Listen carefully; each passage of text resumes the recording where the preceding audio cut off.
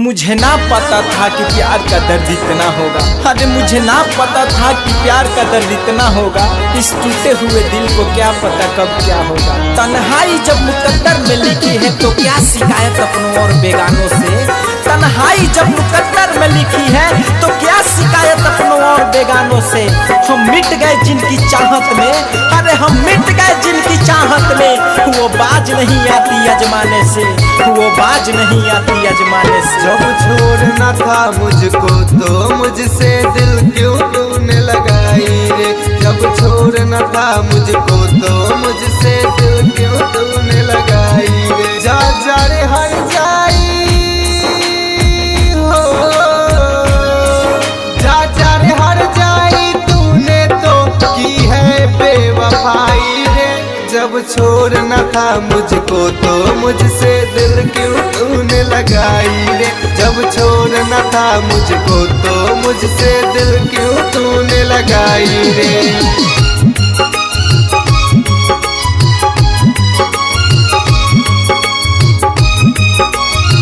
किसी पत्थर में मूरत है कोई पत्थर की मूरत है। किसी पत्थर में मूरत है कोई पत्थर की मूरत है। लो हमें देख ले ये दुनिया जो इतनी खूबसूरत है।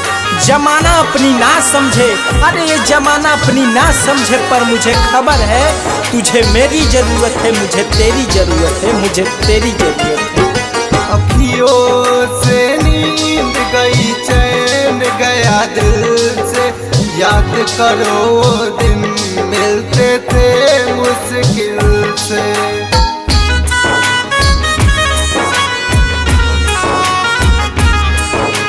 अखियों से नींद गई चैन गया दिल से।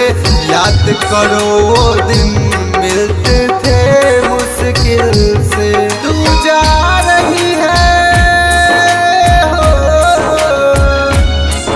तू जा रही है तो फिर मेरे पास क्यों आई रे। जब छोड़ना था मुझको तो मुझसे दिल क्यों तूने लगाई रे। जब छोड़ना था मुझको तो मुझसे दिल क्यों तूने लगाई रे। तन्हाई जब मुकद्दर में लिखी है तो क्या शिकायत अपनों और बेगानों से। तन्हाई जब मुकद्दर में लिखी है तो क्या शिकायत अपनों और बेगानों से। हम मिट गए जिनकी चाहत में, अरे हम मिट गए जिनकी चाहत में। वो बाज नहीं आती अजमाने से, वो बाज नहीं आती अजमाने से। विकास बिसलेरी से रिश्ता तू जोड़ के खुश रहना ओ हर जाई मंसूर से नाता तोड़ के।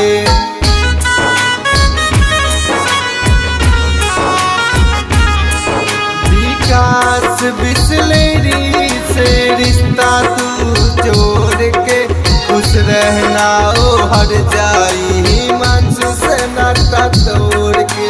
तेरे लिए हो, तेरे लिए बर्बाद हुआ अब मेरा पढ़ाई रे।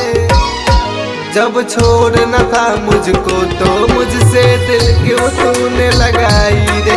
जब छोड़ना था मुझको तो मुझसे दिल क्यों तूने लगाई रे। जा जा रे हर जाई हो, जा जा रे हर जाई तूने तो की है बेवफाई रे। जब छोड़ना था मुझको तो मुझसे दिल क्यों तूने लगाई रे। जब छोड़ना था मुझको तो